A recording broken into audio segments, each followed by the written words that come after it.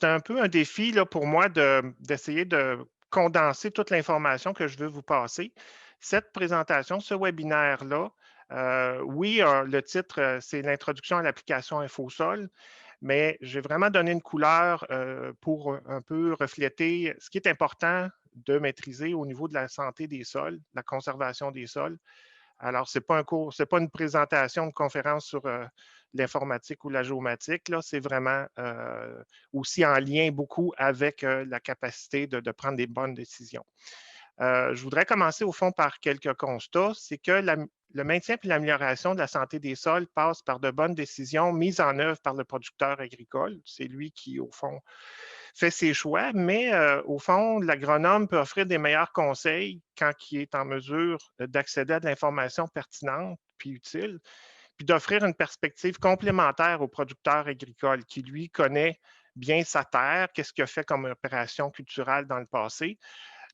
L'agronome, lui, il a une expertise, mais il a aussi besoin d'informations pour aller plus vite puis pour apporter des éléments que le producteur n'a peut-être pas vus ou qui n'est peut-être pas nécessairement conscient. L'application InfoSol rassemble différentes informations puis fonctionnalités utiles en agriculture qui complémentent d'autres sources d'informations comme l'analyse de sol, la visite terrain, l'historique d'aménagement puis les profils des sols. Alors, je ne suis pas là pour vous dire que, au fond, cette application-là peut à elle seule vous apporter toutes les réponses. C'est au fond un élément c'est une application puis des données qui vous amènent un éclairage, des indices et qui vous permettent d'aller plus loin dans votre analyse, de faire une analyse qui est plus pointue, qui met mieux le doigt sur le bobo bien souvent. Mon objectif aujourd'hui dans ce webinaire, c'est vraiment d'expliquer les possibilités de l'application InfoSol puis des informations contenues dans celle-ci pour soutenir la prise de décision éclairée en matière de santé des sols. Je m'adresse surtout au fond des gens qui ne connaissent pas encore beaucoup l'application. Il y a un autre webinaire la semaine prochaine qui va permettre d'aller plus loin à cet effet-là.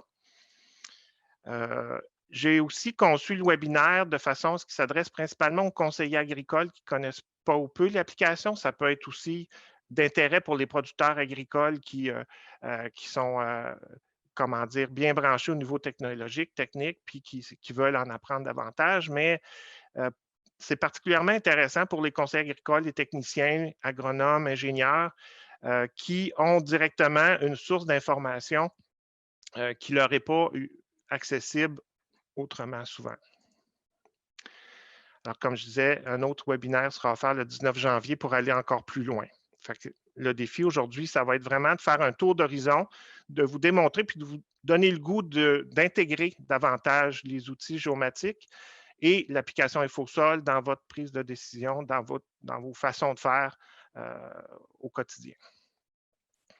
Pourquoi utiliser InfoSol, au fond, c'est que ça permet de trouver de l'information à l'échelle des parcelles puis des entreprises agricoles principalement. Ce n'est pas un outil d'analyse territoriale à l'échelle de municipalité, de MRC, de bassin versant, de profil, de statistiques, de profil global. Ce n'est pas à cette échelle-là. C'est vraiment à l'échelle pointue de l'entreprise agricole, même si on regroupe les données régionales. Ces données-là sont surtout d'intérêt quand on travaille au niveau local.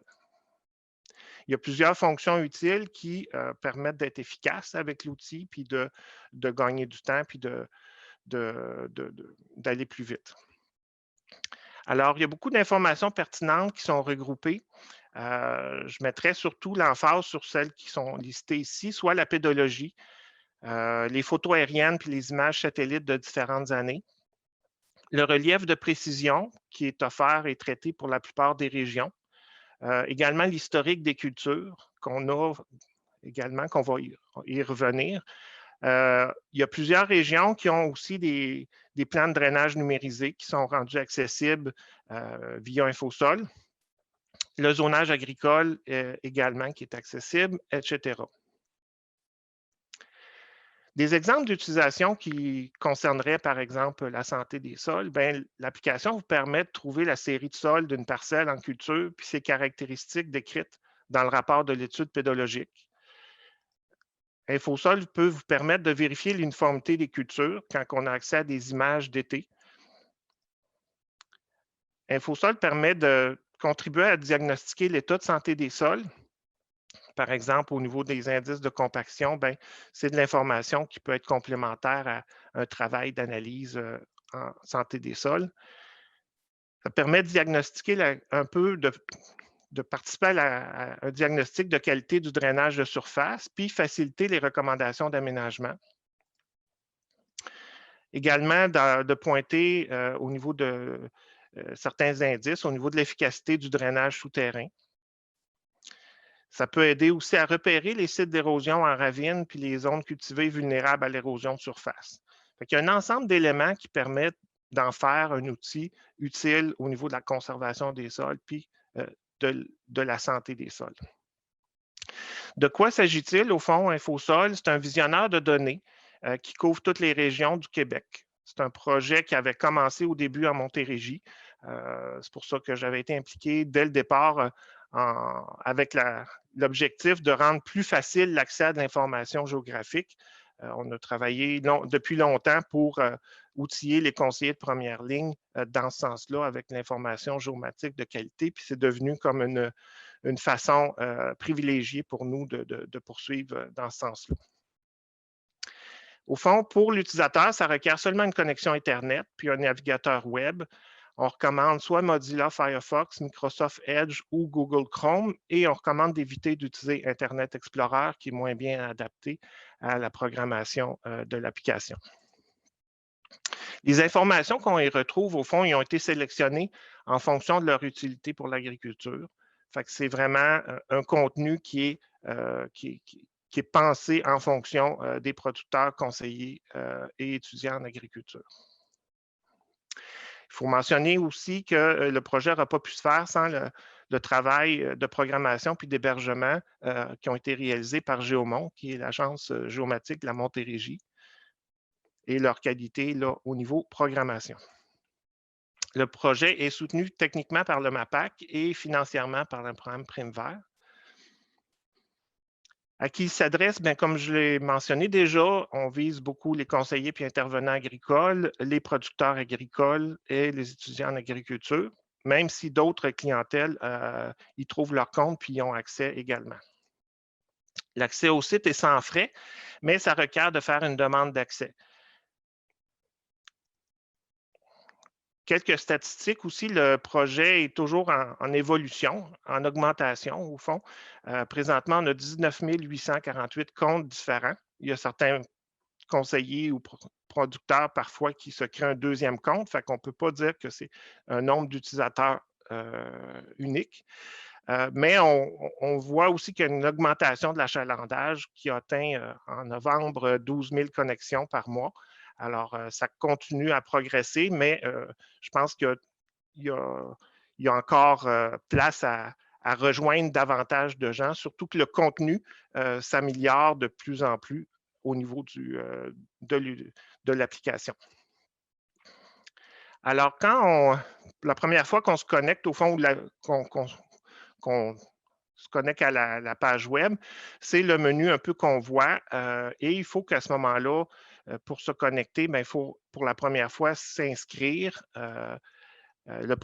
L'utilisateur doit s'inscrire et remplir au fond une demande d'accès. Ça permet ça d'avoir un profil unique qui va permettre aussi d'avoir des informations, des couches personnelles que personne d'autre va pouvoir visionner, puis de cibler, de personnaliser un peu son accès. Qu'est-ce qu'on voit aussi en se connectant? Vous avez ici un exemple de vitrine régionale. C'est sûr que ça permet, on a un choix de vitrine régionale à faire. Ici, on a le centre du Québec. On peut facilement changer de région en cliquant ici à droite si on a à changer, aller voir un site qui est dans une autre région. Et c'est sûr que là, quand on veut trouver un secteur d'intérêt, il faut à ce moment-là soit utiliser des couches de référence là, pour aider à se repérer, soit les routes, les cadastres, les limites municipales, les fonds de cartes, l'hydrographie, qui nous aident à nous repérer finalement, puis à caractériser, à mieux connaître le territoire aussi. Mais il y a aussi des outils de localisation qui aident à trouver le site recherché rapidement.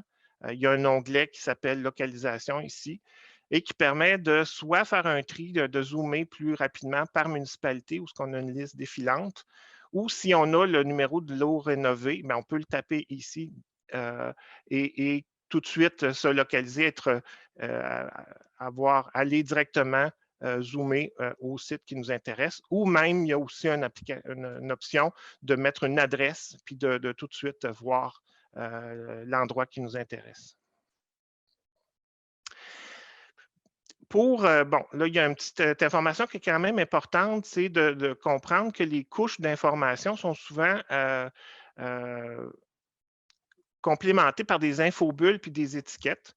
Alors, au fond, l'infobulle donne une information dans une boîte qui est en haut à droite, qui a un lien avec l'emplacement du curseur. Alors, au fond, cette information-là qui va apparaître ici est vraiment reliée à l'emplacement du curseur. Alors que l'étiquette, on voit ici des numéros de cadastre rénové, au fond, s'affiche à l'écran. Alors, c'est la différence entre étiquette ou infobulle. Et les deux peuvent être activés ou désactivés en cliquant sur les icônes ici. Lorsqu'ils sont en couleur, ils sont activés. Lorsqu'ils sont grisés, ils sont désactivés. C'est important pour bien utiliser InfoSol.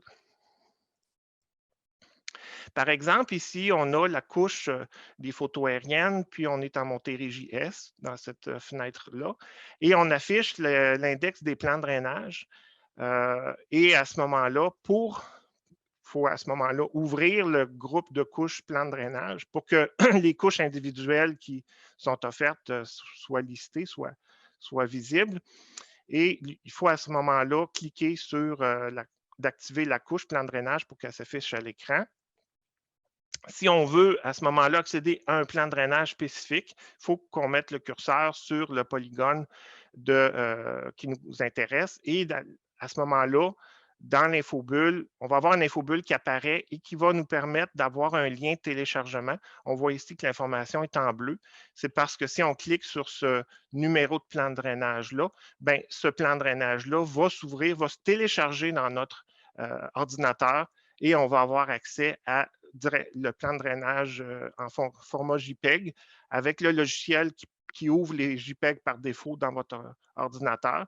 Et ce plan de drainage-là, vous pouvez l'enregistrer. Il a été dénominalisé, alors il contient seulement de l'information technique.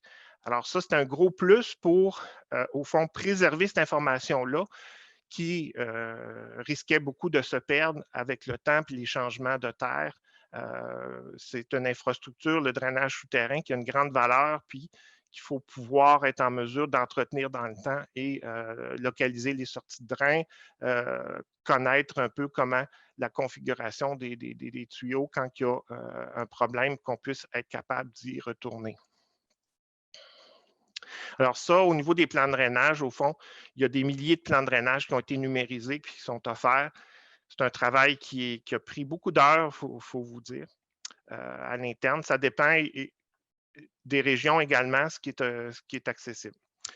Également, pour trouver la série de sol, c'est un peu la même chose. L'utilisateur doit repérer le champ qui l'intéresse. Et à ce moment-là, il y a une couche qui va permettre de connaître la série de sol, mais aussi l'étude pédologique de ce secteur-là. Ce qui est important de connaître aussi, c'est que les études pédologiques n'ont pas tous la même résolution, puis ça influence un peu leur précision ou leur utilité à l'échelle du champ ou leur fiabilité à l'échelle du secteur.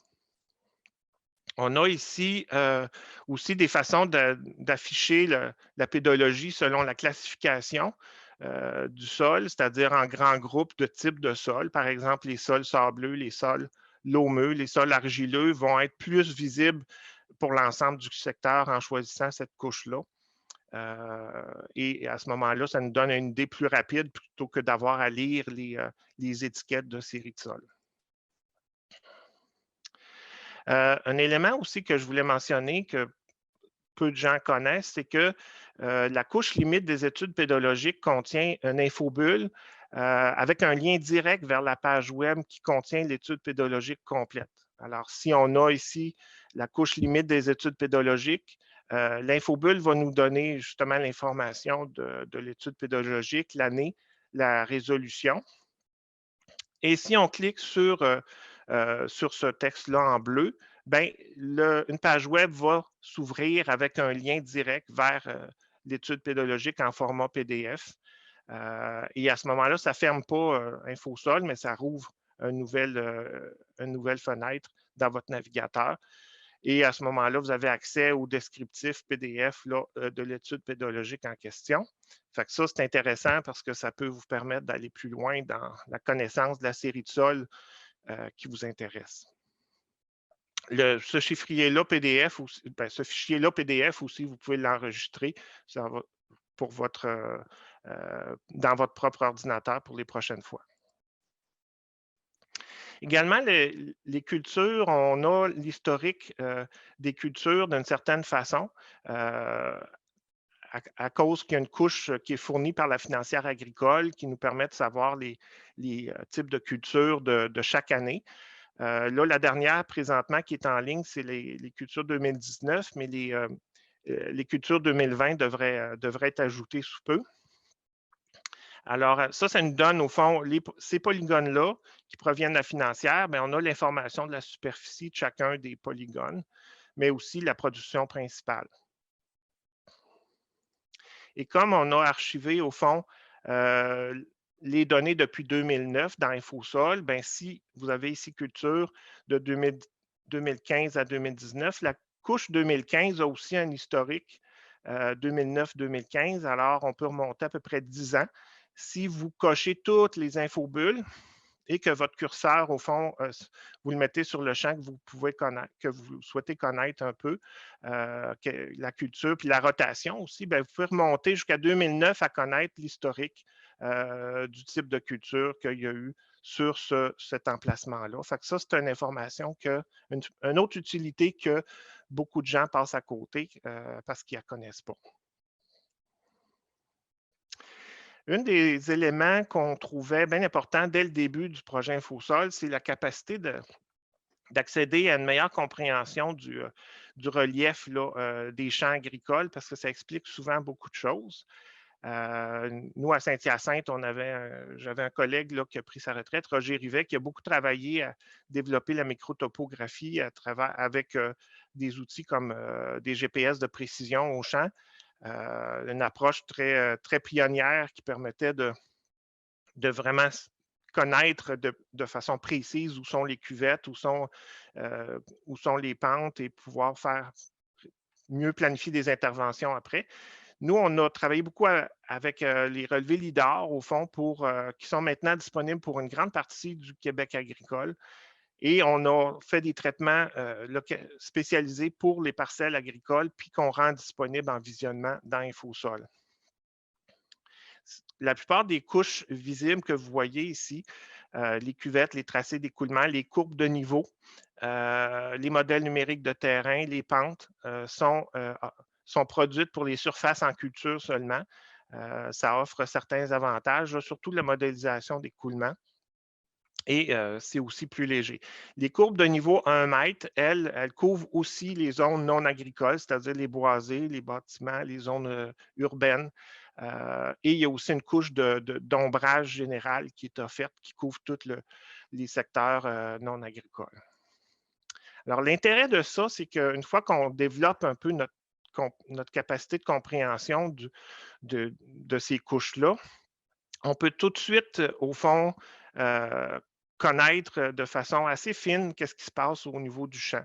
On a ici des dégradés de couleurs qui nous expriment où sont les zones plus élevées du champ. Au fond, le rouge et les emplacements les plus élevés du relief. Et les zones bleu foncé, ben, c'est les zones les plus basses. Et ensuite, on a des dégradés entre les deux qui nous mentionnent un peu les nuances à ce niveau-là.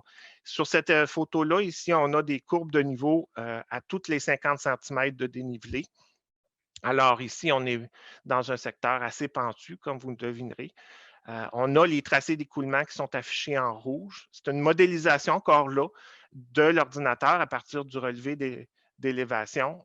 Ça ne veut pas nécessairement dire que l'eau va créer un chenal nécessairement, mais à partir d'un certain niveau de superficie, ben, l'ordinateur crée automatiquement une ligne qui est souvent très juste là, quand on fait des validations terrain, s'il y a du ruissellement de surface. Les cuvettes, ben, encore une fois, c'est une modélisation qui est faite par l'ordinateur des secteurs un peu les plus bas qu'on retrouve. On a aussi une infobulle d'élévation, encore une fois, qu'on a en haut à droite, l'élévation du terrain à l'emplacement où le curseur se situe. On a aussi une matrice de pente. Ici, à l'écran, on a aussi les courbes de niveau à 1 mètre. On voit que les courbes de niveau s'étendent au niveau des forêts, aussi des zones non agricoles, alors que la matrice de pente, elle, couvre seulement les zones en culture. On a un peu l'échelle ici des types de pentes.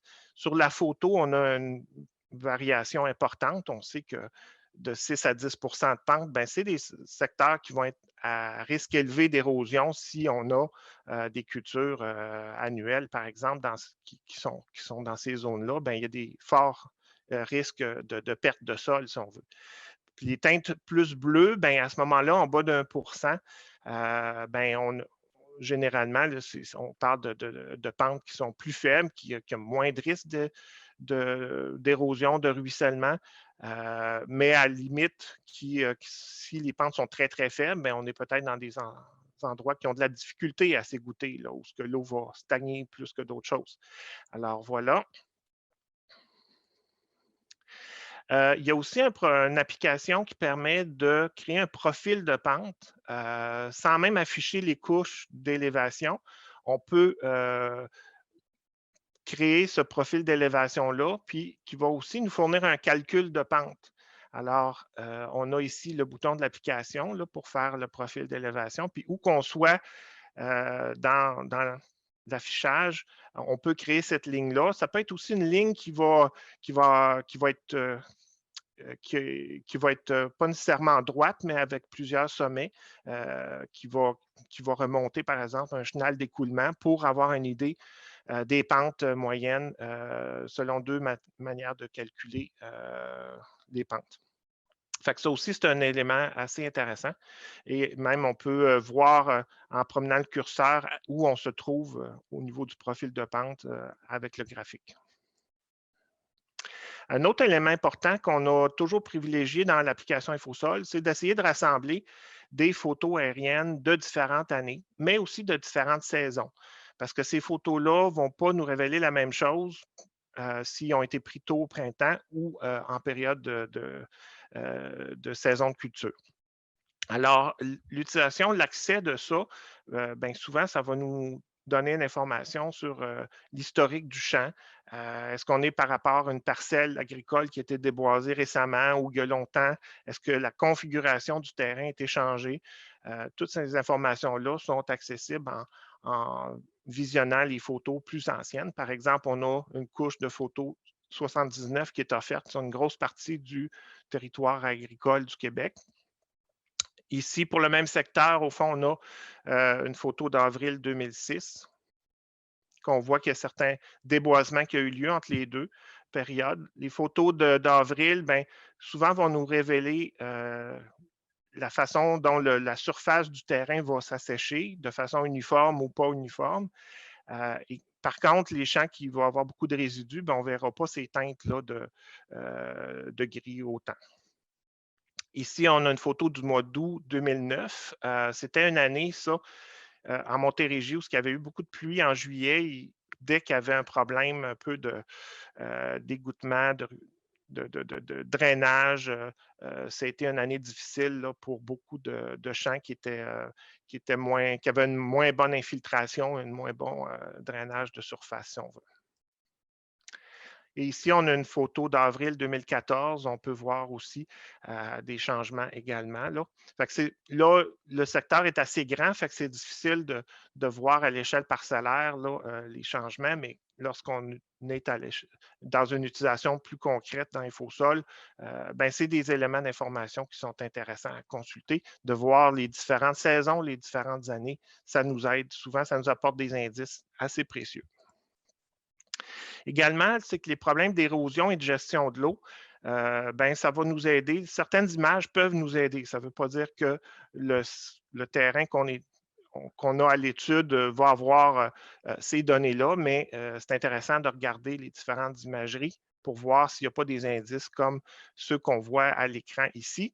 Ce qui arrive, c'est que les sols s'assèchent plus vite au-dessus des drains et ça devient parfois visible sur les photos, dépendamment quand la photo a été prise, dépendamment s'il y a eu de la pluie récemment.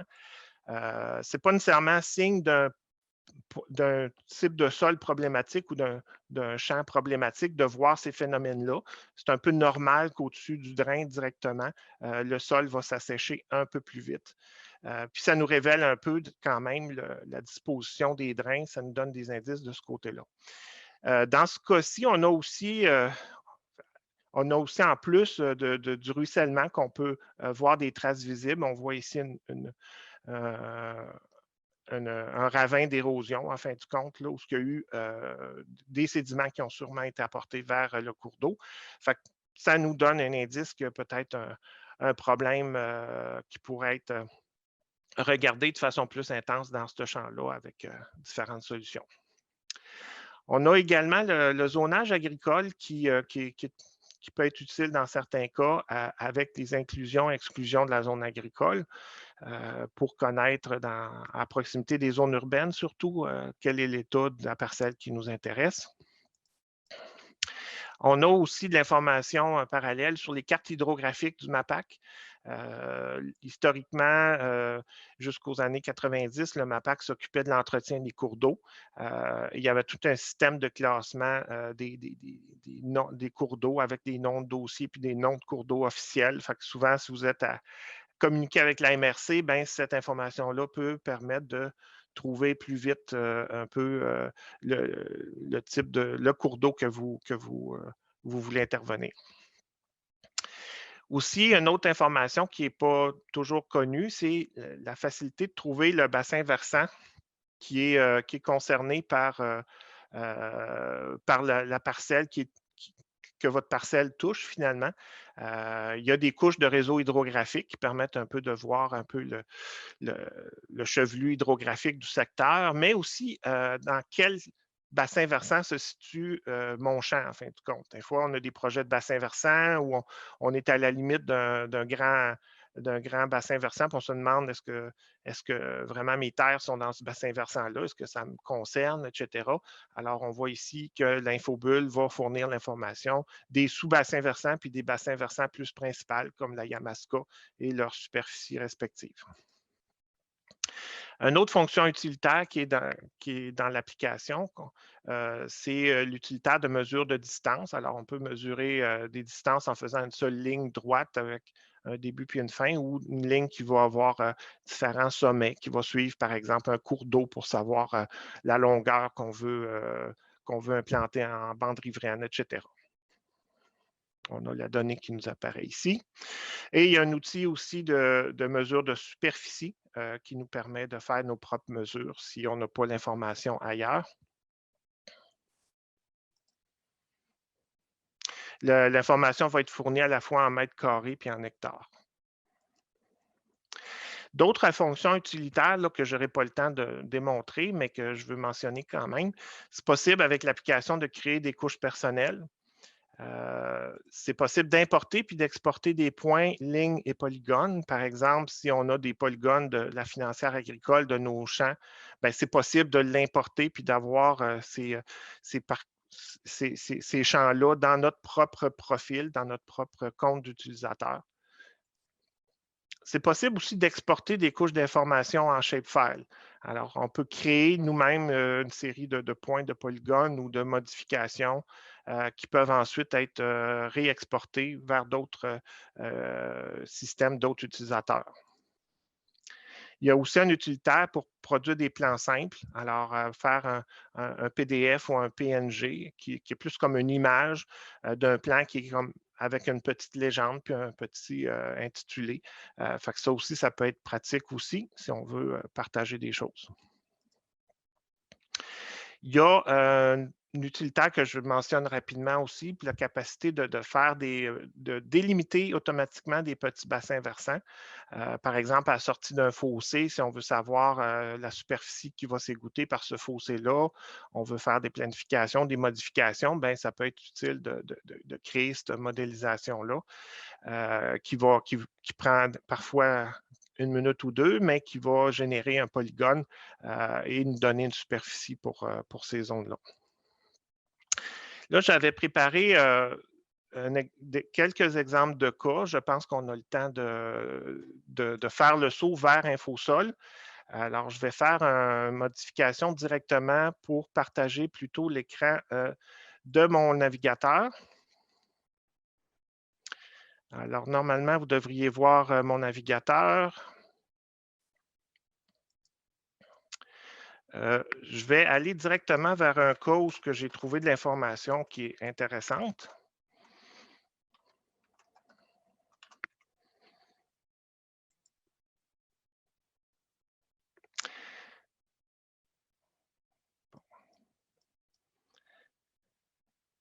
Alors, ce premier cas-là, au fond, c'est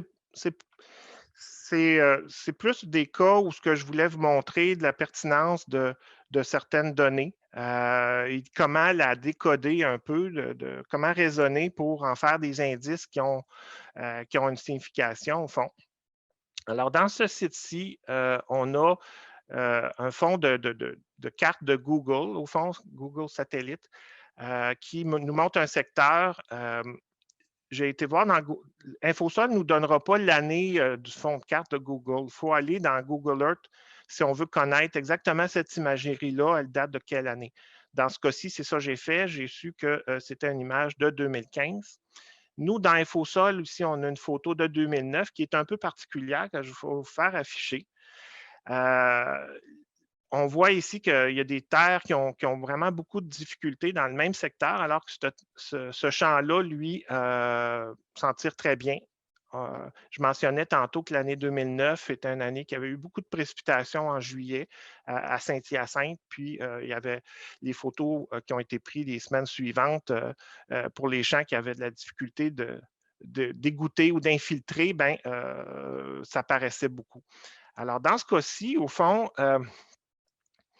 si on fait un raisonnement, puis on regarde, bon, est-ce que ces différences-là est-ce qu'on sont dues vraiment à des changements de type de sol? Bien, en tout cas, l'étude pédologique, ce n'est pas ça qu'elle nous dirait, au fond. La limite de changement de type de sol entre le Lôme Saint-Aimé et le Lôme limono-argileux de Sainte-Rosalie n'est pas du tout en suivant la limite du cours d'eau ici. Si on regarde un peu, je vais enlever ça. Quelqu'un pourrait dire, oui, mais peut-être que c'est un manque d'azote, ce problème-là. Sauf que, parce qu'on est face à un problème généralisé, sauf que si on raisonne un peu, c'est qu'on voit la disposition des drains souterrains en regardant comme faux l'image. Puis, normalement, on met des doses d'azote qui sont égales partout sur le terrain. On voit aussi que si on fait une mesure de distance entre les drains, bon, on est à 17 mètres à peu près, 16-17 mètres d'écartement entre les drains. Bon, est-ce que ça se peut qu'il manque de drains dans ce champ-là? Puis que ce champ-là, au fond, il y a des écartements qui sont supérieurs, etc., qu'il y a plus de drains et que c'est la raison pour laquelle ce champ-là aurait plus de difficultés, là. Alors, si on regarde une autre photo, on va aller voir les photos 2014 de printemps. Et on va s'apercevoir, au fond, que l'écartement des drains, qu'on voit plus dans ce cas-ci au printemps, ben, ça se ressemble. On a des écartements de drains qui sont assez semblables, au fond. Fait qu'encore une fois, on peut comment dire, en déduire que ce n'est pas ça la cause non plus, là. Fait que vraiment, ça, les éléments qu'il faudrait aller voir plutôt, ce serait de faire des profils de sol puis voir est-ce que ça se peut qu'on aurait plus de compaction dans ce type de situation-là. que dans ce champ-ci qui était géré par une entreprise qui avait de la plus petite machinerie. Aussi, les données de culture nous révélaient que tout ça, c'était du maïs en 2009. Fait qu'on compare pas, on compare des cultures qui sont quand même semblables, ou peut-être qui ont été semées dans des conditions différentes, etc. Mais c'est juste pour vous montrer, je ne veux pas vous faire un diagnostic complet, mais au moins de vous amener les indices à dire, bon, mais comment il faut comme raisonner avec ces couches d'informations-là un peu pour aller plus loin, puis nous amener peut-être sur le terrain avec une longueur d'avance que si on ne connaissait aucun élément d'information. Alors, je pense que je vais avoir le temps pour une autre situation.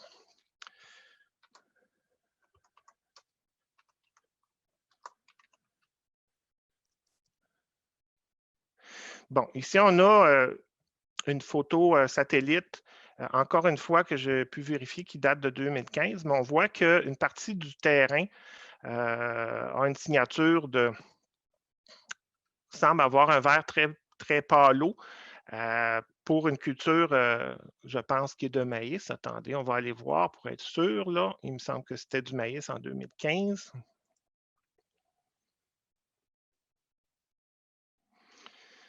Non, c'était en soya en 2015. Bon, c'est ça. Mais au fond, une couleur très pâlotte comme ça, souvent va se refléter par un rendement qui est vraiment inférieur. Puis ça dénote un problème. J'ai aussi regardé dans Google Earth et ce secteur-là semble problématique à différentes années. Qu'est-ce qu'on va faire si on est un peu, si le producteur agricole nous demande un peu notre avis là-dessus, sur ce terrain-là?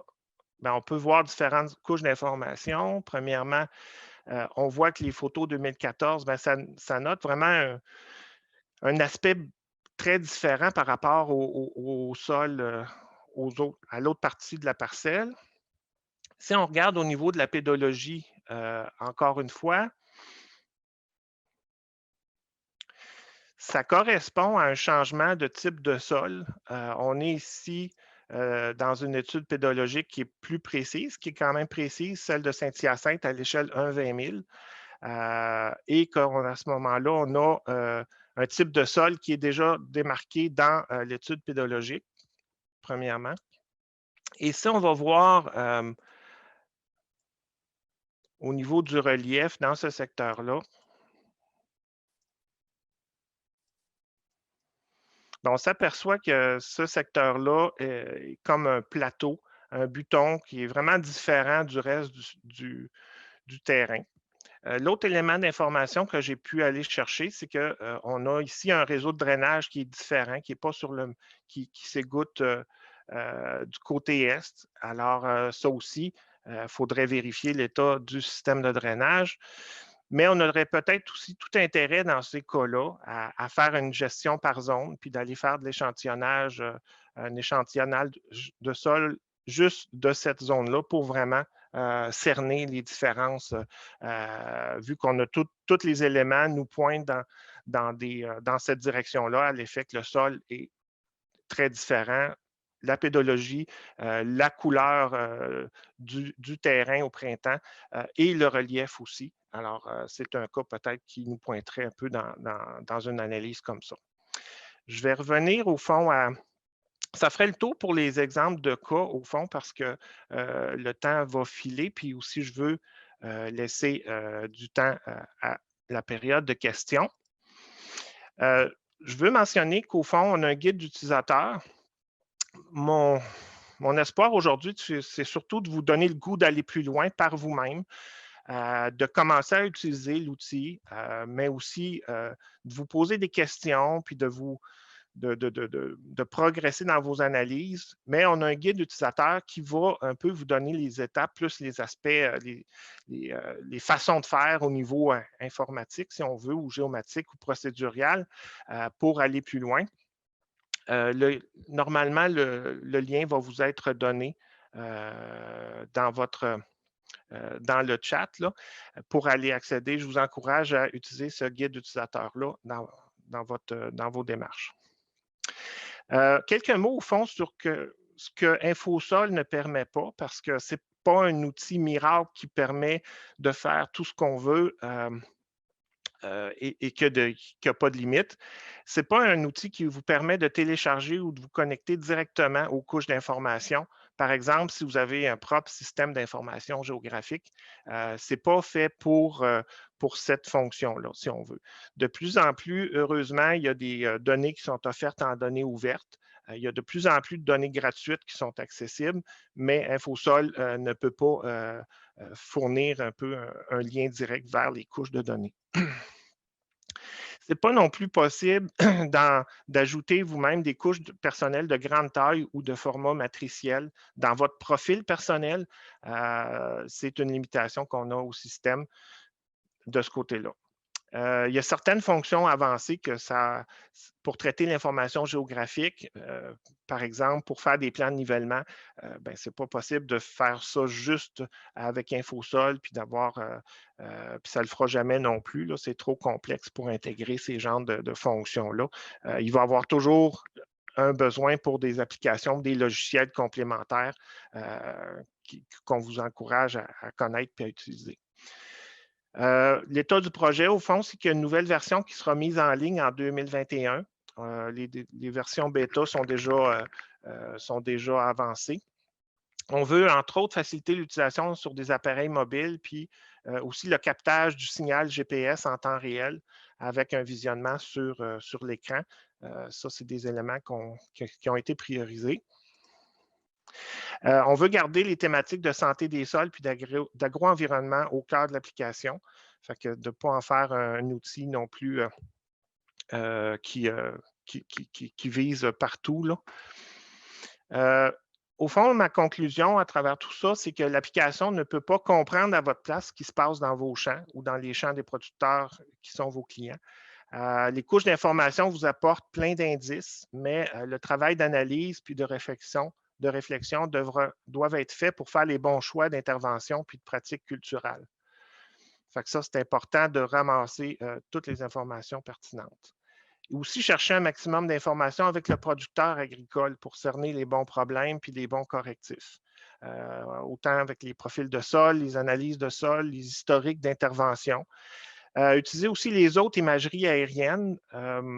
Les applications comme Google Earth sont très utiles pour ça, puis ils sont de plus en plus intéressantes en termes de couverture puis d'historique de couverture aussi.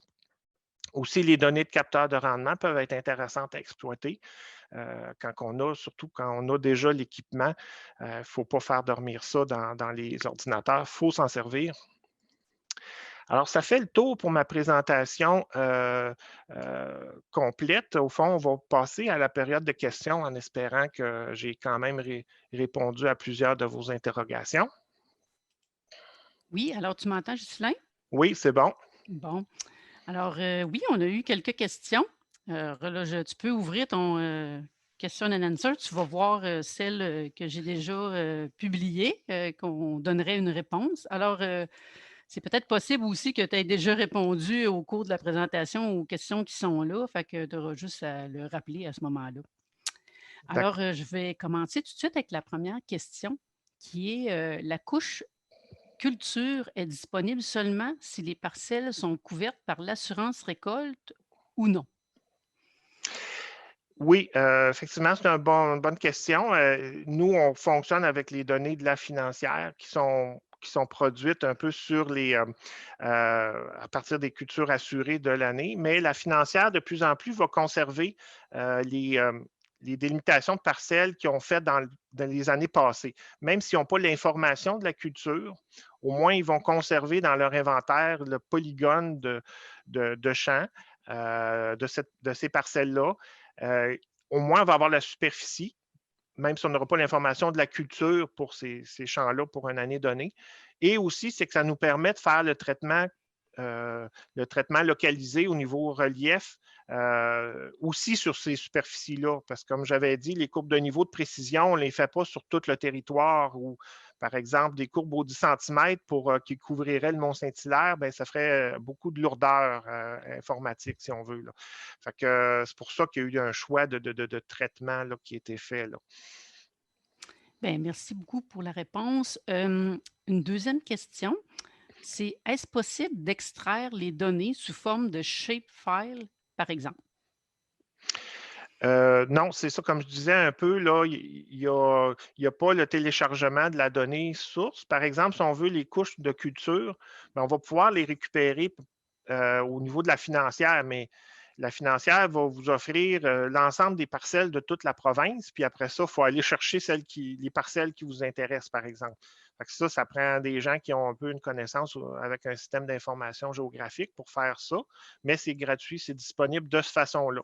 Euh, avec, euh, euh, avec InfoSol, si on recrée, par exemple, les polygones de champ, ou si on les importe de, de, de, de si on les a eus de la financière, puis on importe les polygones juste de nos champs à nous, de notre ferme, bien ça, c'est possible de les réexporter en shapefile quand ils sont devenus des couches personnelles. Fait que j'espère que ma réponse est claire. C'est oui puis non. Euh, Troisième question, est-ce qu'on pourra être capable d'imprimer des zones de champ avec le fond d'écran comme c'était possible par le passé? Euh, Là, je pense qu'ils font. Là, on fait référence, je pense, à. Il y a un petit. Quand on fait print screen, il y a comme un message qui apparaît. Là.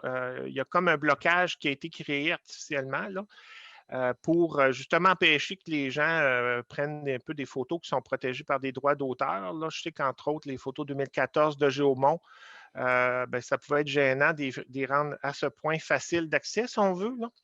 Fait que soit qu'on. Faut dire quand même que ça va quand même fonctionner si on fait un print screen puis que l'application se ferme. euh, la donnée va quand même être en mémoire puis on peut la recoller pareil.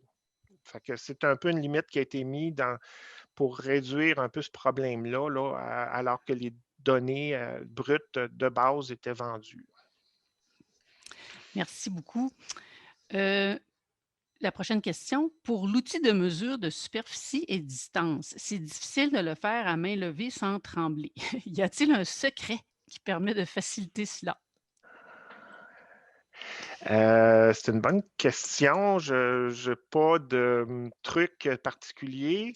Moi, je dirais que pour ça, puis pour d'autres éléments comment dire, qui demandent un peu de changer la fenêtre de visionnement, puis de zoom, tout ça, je recommande tout le temps de prendre la couche Google, qui est plus rapide de rafraîchissement. Fait que ça, ce que ça peut permettre, c'est de prendre une échelle de visionnement plus rapprochée, et puis là, d'avoir plus de précision dans l'emplacement qu'on met nos coins de champ, des choses comme ça. Fait que ça permet d'un peu pallier un peu notre imprécision si on branle un peu. En zoomant davantage, on va être un peu plus précis dans notre délimitation. Merci, Ghislain. Prochaine question. Est-ce possible de basculer facilement de InfoSol vers Google Earth? Faut comme ouvrir deux fenêtres, je pense. Là, moi, je suis rendu à travailler beaucoup avec deux écrans. Là, je suis un peu accro à ça. Mais je comprends que ce n'est pas tout le monde qui est installé comme ça. Sinon, il faut comme effectivement jouer avec les fenêtres, les redimensionner, passer d'une à l'autre. Google Earth, c'est vraiment un bon outil, mais c'est ça, il n'y a pas une façon d'intégrer toutes leurs imageries, leurs bases d'imagerie dans InfoSol. Alors, il faut comme trouver des trucs pour travailler parallèlement avec les deux, si on a besoin des deux sources d'information. Une petite question facile, en fait, j'espère. Aviez-vous une application mobile pour cellulaire? Non, mais c'est ça, c'est qu'une version plus adaptée qui va s'en venir. Ça ne sera pas sous la forme d'une application mobile, mais d'une version qui va être allégée, qui va être compatible plus avec justement une utilisation sur le terrain, avec ça, c'est en développement, là, si on veut, mais ça ne devrait pas prendre la forme d'une application comme telle. Oui, dans le fond, c'est juste l'affichage qui va être plus, un peu comme on fait pour nos propres outils web, là, c'est juste l'affichage qui est un peu plus facile pour le lire sur cellulaire, mais ce n'est pas une application. C'est ça. OK. Prochaine question. Comment on procède pour obtenir un rapport de sol par région? Oh, je sais pas, je suis pas sûr que je peux répondre à cette question-là, là. Je C'est ça, c'est que les études pédologiques ont été faites selon la division des comtés fédéraux, je pense, là. Alors, il n'y a pas de, il y a pas de rapport pédologique pour toute la Montérégie, par exemple, ou pour tout le centre du Québec. C'est vraiment la division a été faite par comté. Infosol permet au moins de savoir euh, les différentes études historiques qui ont été faites qui couvrent l'ensemble d'une région, mais on n'a pas l'information n'est pas toute rassemblée d'un rapport régional, si on veut, là. Ben, merci. Dans le fond, il y avait, je ne sais pas si ça revient à la même question quand la première question qu'on parlait de la financière, mais il y a quelqu'un qui a demandé si on faisait le lien avec IGO2 de la FADQ. Je ne sais pas si c'est la même chose ou c'est une question différente. Oui, c'est ça, c'est que euh, les deux ont des similarités, là, si on veut. Là. Infosol a une base qui est, qui est sur données ouvertes, qui est open source, autant que IGO2. IGO2, c'est une version qui a été un peu plus, je pense, ce que j'en comprends, là, plus formatée pour une utilisation gouvernementale, si on veut, mais qui est toujours basée sur une approche de données ouvertes. Puis la nouvelle version d'InfoSol va se rapprocher de IGO2, même si elle sera pas exactement ça non plus, là. Fait qu'il va y avoir des similitudes puis de la parenté au niveau programmation. C'est ce que j'en sais. Là. Je ne suis pas un programmeur moi-même, là. Ben, merci quand même pour les éclaircissements. Il y a quelqu'un qui se demande si il y a également des terres en Ontario ou s'il y a un projet similaire en Ontario. Y a-t-il des données ou c'est seulement au Québec finalement? J'ai vu qu'il y avait un projet un peu semblable, mais qui n'a pas nécessairement les mêmes contenus. Je ne le connais pas très bien là, parce que c'est en dehors du territoire que je couvre habituellement. Il y a des fonctions qui se ressemblent, puis il y a des données qu'on n'a peut-être pas, mais il y a des données qu'on a qu'ils n'ont pas nécessairement. Alors, c'est un peu ça ma réponse, là. Ben, merci beaucoup. Par rapport à l'application, justement, en 2021, est-ce que, dans le fond, la personne, elle demande, c'est sur quelle plateforme que ça va se tenir, là? Je veux juste vous redonner exactement sa question, là, ce ne sera pas long. Elle me demandait si c'était euh, iOS et Microsoft, dans le fond, qu'est-ce qui est prévu, là, la nouvelle version en 2021, le savez-vous? Ben, je pense que ça va être. Je ne suis pas sûr de la réponse, là, mais ça devrait s'enligner pour être compatible à la fois pour les appareils Android puis Apple, là. Alors, ça devrait être assez universel comme équipement, là, ce qui peut être utilisé pour se connecter à la future version d'InfoSol. Mais il va y avoir toute une période de test puis de rodage là, qu'on va avoir à faire. Puis, il y a aussi le fait ça va être une approche un peu différente que d'avoir des vitrines régionales. Ils vont tenter de tout rassembler dans une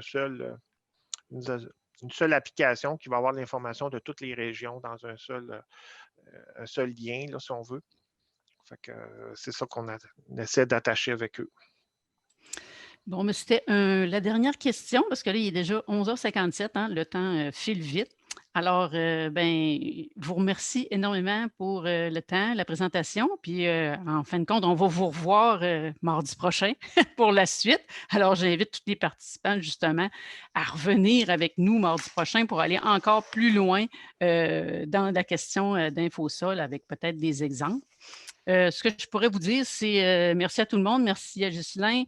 Rendez-vous au prochain webinaire et puis n'oubliez pas de compléter le sondage en ligne que vous allez recevoir là, aujourd'hui sans faute. Alors, à la prochaine et merci tout le monde. Je ne sais pas si vous voulez rajouter un petit mot de la fin, M. Poisson.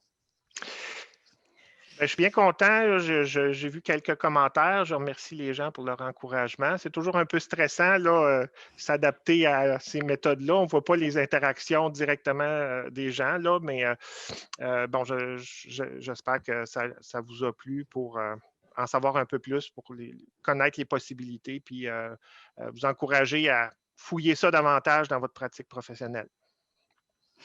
Ben, merci beaucoup et à la semaine prochaine, tout le monde.